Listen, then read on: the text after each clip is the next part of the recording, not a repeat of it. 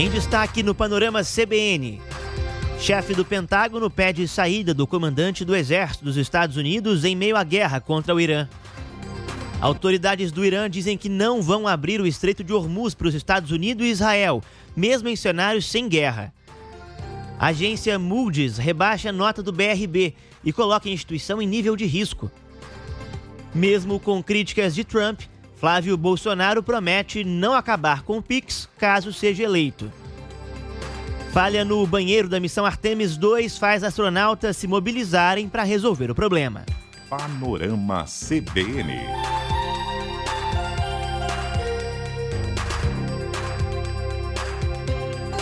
Oi, tudo bem? Eu sou Pedro Bonenberger, te acompanho aqui no Panorama CBN dessa sexta-feira santa. Bianca Santos, minha amiga, tá de folga, gente, descansando nesse feriadão, mas estará de volta na segunda-feira.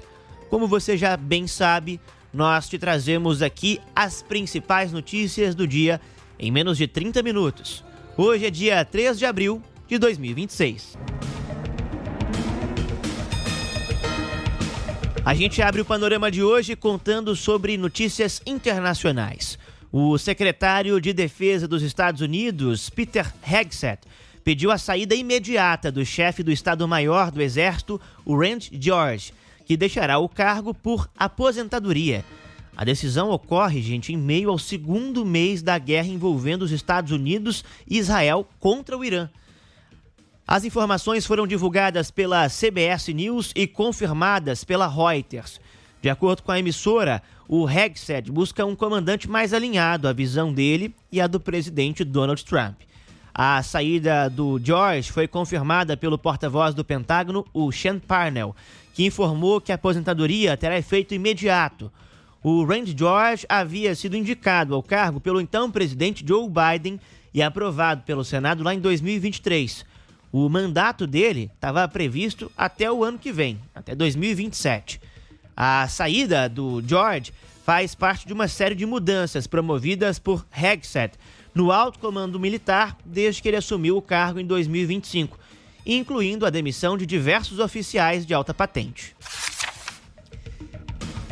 Na guerra no Oriente Médio, autoridades do Irã anunciaram que o país está trabalhando num protocolo para garantir o tráfego marítimo através do Estreito de Hormuz, em conjunto com o Omã. De acordo com o vice-ministro de Relações Exteriores iraniano, o gerenciamento da circulação de embarcações seria aplicado assim que a guerra terminasse.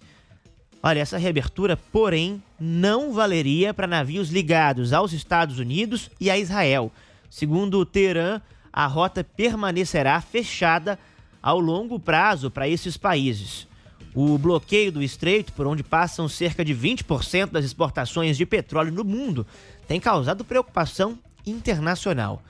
E olha só, a votação de uma resolução no Bahrein, o Conselho de Segurança da ONU, para proteger a navegação comercial no Estreito de Hormuz, ela estava agendada para hoje e foi remarcada.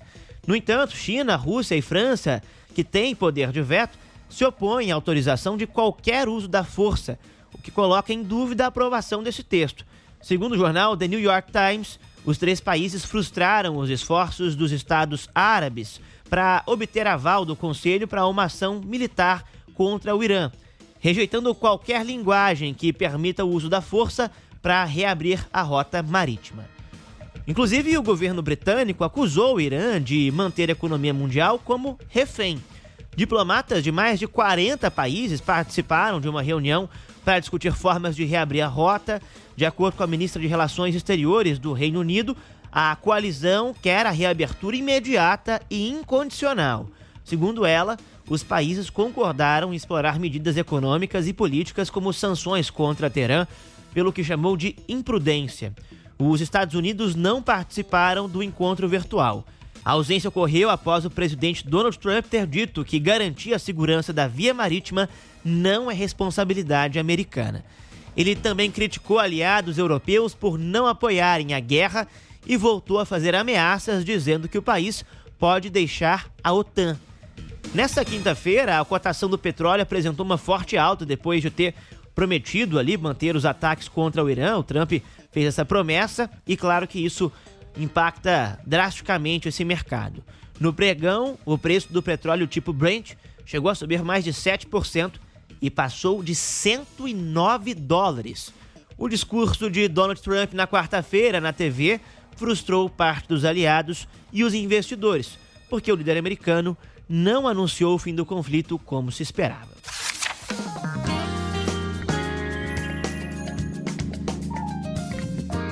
Falando de economia, a agência Moody's rebaixou a nota do BRB e colocou a instituição em nível de risco.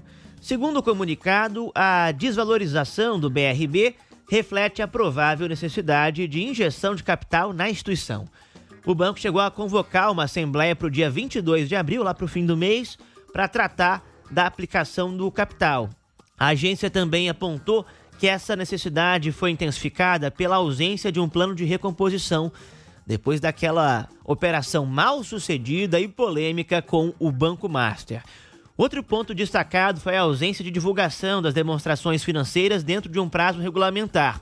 Isso, conforme a agência, aumenta incertezas relacionadas à saúde e à posição patrimonial do Banco de Brasília. A expectativa de Nelson Souza, presidente do BRB, é que até o final de maio o processo de capitalização esteja concluído. A Assembleia Geral Extraordinária, AGE, para o dia 22 de abril, estão fazendo o cronograma dentro da legislação. O prazo que nós temos para a capitalização do Banco de Brasília é 30 de maio. Então acreditamos que com esse tempo dará certo, porque nós temos aí com uma solicitação de empréstimo junto ao FGC no valor de 4 bilhões e também estamos construindo, estruturando um fundo de investimento imobiliário com os imóveis que foram aprovados pela Câmara Legislativa do Distrito Federal, no valor de 9 imóveis, no valor de por 6,5 bilhões. E a governadora do Distrito Federal, a Celina Leão, ela determinou o afastamento dos dirigentes citados em um relatório técnico relacionado ao BRB como uma medida necessária para garantir a transparência das apurações. A decisão não antecipa qualquer julgamento e respeita o direito ao contraditório, mas, segundo o governo, assegura que as investigações ocorram com independência e responsabilidade. Bora falar dos combustíveis. Gente, a primeira fase do programa do governo federal sobre o subsídio ao diesel terminou com apenas 5 empresas habilitadas: a Petrobras, a refinaria de Mataripe, na Bahia, a CIA Trading Commercial, a Midas Distribuidora e a Sul Plata Training. Essa informação é da ANP, a Agência Nacional do Petróleo e Gás, que registrou a adesão das companhias. As 3 distribuidoras nacionais de combustíveis, a Vibra Energia, a Raízen e a Iparinga, não participarão dessa etapa. Segundo as regras, as 3 tinham até o dia 31 de março para aderir ao projeto. Para o próximo período, de 1º a 30 de abril, o prazo para adesão ainda está aberto, gente. O programa de subvenção ao diesel foi criado pelo Executivo Nacional para atenuar os efeitos nos preços domésticos de combustíveis. Essa alta ela acontece devido aos preços do petróleo no mercado internacional, que dispararam em meio a esse conflito dos Estados Unidos e Israel contra o Irã, que a gente estava conversando agora. A iniciativa prevê o ressarcimento de até 32 centavos por litro do diesel para os agentes econômicos. O Ministério de Minas e Energia publicou uma portaria que fixou o preço da comercialização máximo do produto para o primeiro período desse subsídio. A partir das etapas seguintes, aí sim o valor máximo de venda vai ser calculado com base no preço de referência definido pela ANP no primeiro dia de cada período. Falando ainda em ANP, nós tivemos nessa quinta-feira a agência informando que iniciou uma ação de fiscalização para apurar informações relacionadas aos leilões de gás de cozinha realizados pela Petrobras. Essa iniciativa foi motivada por suspeitas de prática de valores com ágios elevados, possivelmente acima dos preços de paridade de importação. Gente, ontem lá em Salvador, em discurso, o presidente Lula classificou o certame como uma bandidagem. O Leandro Gouveia já te contou ontem que o presidente petista afirmou que a estatal vai anular esse leilão que elevou o preço do GLP. Só que outro detalhe chamou a atenção no discurso de Lula na Bahia: a orientação para que o petista falasse sobre o PIX. Olha, o microfone da transmissão vazou no momento em que o ministro da Comunicação da Presidência, o Sidoni Palmeira, ele deu orientações para o Lula sobre o que falar no evento. Não esqueça de falar do Pix. O Pix. Fala um negócio do Pix. Ó, deixa dizer uma coisa para vocês antes de eu ir embora. Os Estados Unidos fez um relatório essa semana sobre o Pix. Vocês ouviram aí, né? O Sidoni chega e fala, não esquece de falar do Pix, hein? Lula tava indo embora, já ele volta para dar essa declaração. Na sequência, o presidente falou sobre o Pix, sobre as ações do governo de Donald Trump contra o sistema financeiro brasileiro, depois dos Estados Unidos terem voltado a incluir o meio de pagamento num relatório oficial sobre barreiras comerciais. O Lula afirmou então que a modalidade é do Brasil. O petista disse que o Pix pode ser aperfeiçoado, mas que o sistema não passará por mudanças estruturais. Os Estados Unidos fez um relatório essa semana sobre o Pix. E ele disse que o Pix distorce o comércio internacional, porque o Pix acho que cria problema para a moeda dele. O que é importante a gente dizer, para quem quiser nos ouvir, o Pix é do Brasil. E ninguém vai fazer a gente mudar o Pix pelo serviço que ele está prestando à sociedade brasileira. Aquela polêmica do Pix envolvendo, portanto, declarações dos Estados Unidos, ainda vai dar o que falar com certeza, e o presidente usando isso politicamente também. Ainda no estado baiano, o presidente disse que espera que Donald Trump prenda Ricardo Magro. O empresário é dono do grupo Refit, da refinaria de Manguinhos, que está envolvido naquela operação Carbono Oculto, que apura sonegação fiscal. O Magro vive em Miami, nos Estados Unidos, e, segundo Lula, é um dos chefes do crime organizado do país. Já que tá todo mundo usando o Pix politicamente, vamos falar, inclusive, da oposição. Flávio Bolsonaro, viu? O pré-candidato à presidência, senador Flávio Bolsonaro, usou as redes sociais nessa quinta-feira para afirmar que, caso seja eleito, não vai acabar com o Pix. Manifestação que veio depois do governo americano divulgar esse relatório que nós citamos aqui, sobre críticas, então, ao Pix. O presidente dos Estados Unidos, Donald Trump, falando sobre a economia brasileira. E na gravação nas redes sociais, o filho do ex-presidente Jair Bolsonaro afirma que o sonho do PT é taxar o Pix, mas que ele não vai deixar isso acontecer. Para a esquerda e para o PT, parece que todo dia é dia de mentir. E a fake news de hoje, o PT dizendo que eu vou acabar com o Pix. É lógico que é uma mentira, uma loucura sem pé nem cabeça. O Pix já é um patrimônio brasileiro. É um legado muito importante criado pelo presidente Jair Messias Bolsonaro. Todo mundo querendo morder uma casquinha do Pix politicamente, né, gente? O sistema brasileiro de pagamento instantâneo entrou na mira do governo dos Estados Unidos pela primeira vez lá no ano passado, em julho. E à época, o presidente Donald Trump aplicava retaliações em razão do processo contra Bolsonaro, que foi condenado por tentativa de golpe de Estado. O ex-mandatário que cumpre pena de 27 anos de prisão.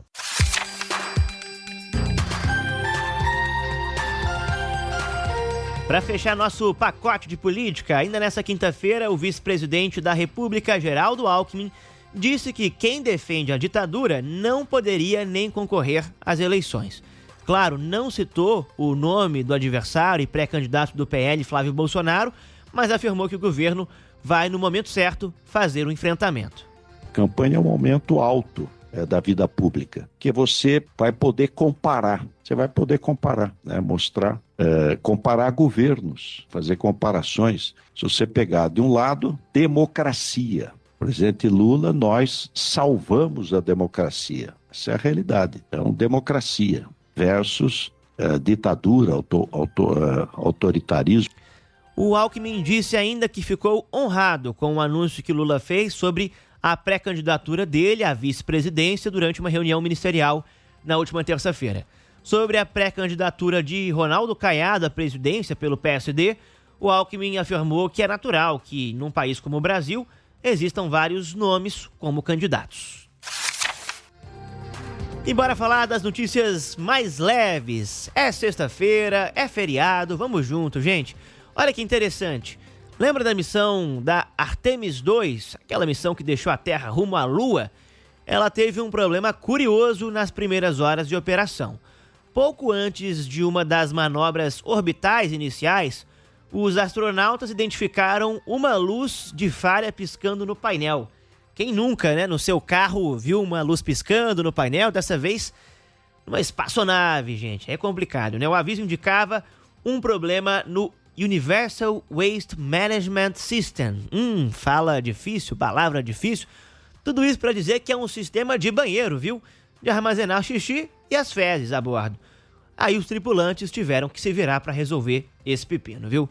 A equipe em terra no Centro Espacial Johnson orientou os astronautas a realizarem alguns testes enquanto usavam soluções emergenciais. Essa falha aconteceu porque o equipamento ficou muito tempo parado e precisava de um aquecimento inicial. A astronauta Christina Koch brincou ao se chamar de encanador espacial depois de resolver uma falha no sistema sanitário da cápsula Orion. I'm the space plumber. I'm proud to call myself the space plumber. Eu sou uma encanadora espacial e tenho orgulho de me chamar de encanadora espacial. Gosto de dizer que esse é provavelmente o equipamento mais importante a bordo, por isso respiramos todos aliviados quando descobrimos que estava tudo bem. Era apenas um problema, penso que por ter estado muito tempo parado e precisar de um tempinho para aquecer. Mas inicialmente pensávamos que poderia ser algo obstruindo o motor. E felizmente agora está tudo funcionando perfeitamente. And luckily we are all systems go. Depois de algumas horas, o sistema voltou a funcionar normalmente, com o ventilador essencial retornando ali para a operação. A astronauta afirmou que inicialmente havia receio de um problema maior no motor, a gente ouviu aí, né? Mas que felizmente tudo correu bem. Inclusive as informações que a gente tem é de que a missão até esse momento tem sido muito bem sucedida e sem nenhum problema grave. Enquanto isso, a missão avança, né? A cápsula Orion realiza a manobra já de injeção translunar, deixando então a órbita da Terra e seguindo rumo à Lua. Segundo a NASA, a operação foi concluída com sucesso, colocando a tripulação em trajetória de ida e volta ao redor do satélite natural.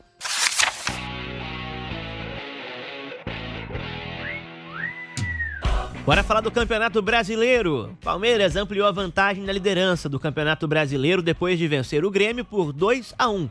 Agora o time de Abel Ferreira tem 22 pontos, 3 a mais que o segundo colocado, Fluminense. Marlon Freitas foi o responsável pela vitória alviverde, o volante marcou os 2 gols e o Carlos Vinícius balançou as redes para o time gaúcho na etapa final. Nos outros jogos, o Santos se afastou da zona de rebaixamento depois de vencer o Remo por 2-0. E mesmo com problemas técnicos, erros em campo e com físico visivelmente ainda fora de forma, o Neymar participou dos 2 lances de gol que deram a vitória para a equipe. Só que nem tudo saiu conforme esperado para o craque, viu? Ele se revoltou com a marcação do Remo depois de uma entrada mais dura do adversário Diego Hernandes. E para acabar com a confusão em campo, a arbitragem não hesitou, mostrou cartão amarelo para o Neymar, gente. A punição contra o jogador tira ele do jogo contra o Flamengo no domingo, no Maracanã. Revoltado, o Neymar criticou a decisão de Sávio Pereira Sampaio com uma fala machista. Enfim, Sávio é assim, né?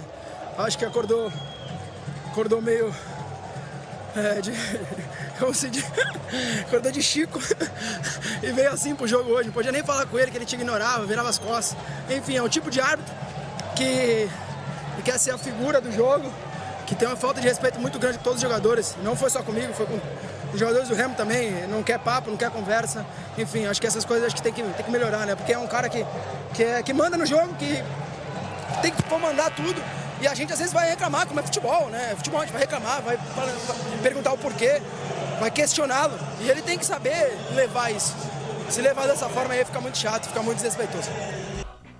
Neymar se envolvendo num monte de polêmica aí antes da convocação da Copa, né? Em meio à incerteza se ele vem ou não. É complicado, gente. Em Bragança Paulista, o Flamengo sofreu uma derrota acachapante. 3-0 pro Bragantino. Depois da partida, o Danilo, que entrou na segunda etapa, não poupou palavras e detonou a atuação da equipe. Vergonha hoje. Hoje que a gente fez em campo, verdadeiramente foi algo que não pode acontecer com a camisa do Flamengo, mas nem só pela camisa do Flamengo, pela história individual de cada um. A gente tem que fazer um exame de consciência nesse momento, já foram alguns durante a temporada. Como eu falei algumas vezes, que cada um assuma a sua responsabilidade dentro do vestiário, fora também. Agora não é hora de falar muito, precisamos agora estar calado, trabalhar e melhorar, porque a história do Flamengo foi hoje um capítulo que eu não me orgulho, mas nem um pouco de passar por isso. Ainda na 9ª rodada do Brasileirão, o Atlético Mineiro goleou a Chapecoense por 4-0.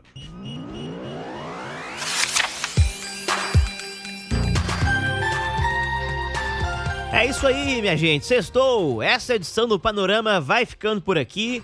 Produção e o roteiro do programa de hoje são de minha autoria, Pedro Bonenberger, ao lado do Luiz Frigliage. Nos trabalhos técnicos, a edição e a sonorização ficaram por conta e risco de Reginaldo Pires. Hoje, feriadão, Panorama CBN tem edição única. Leandro Gouveia também está descansando e só retorna depois do fim de semana. Na segunda-feira, Bianca Santos de volta aqui, antes das 7 horas da manhã, para contar as notícias do dia para vocês. Bom feriado, bom fim de semana. Até a próxima. Valeu! Panorama CBN. As principais notícias do dia em menos de meia hora.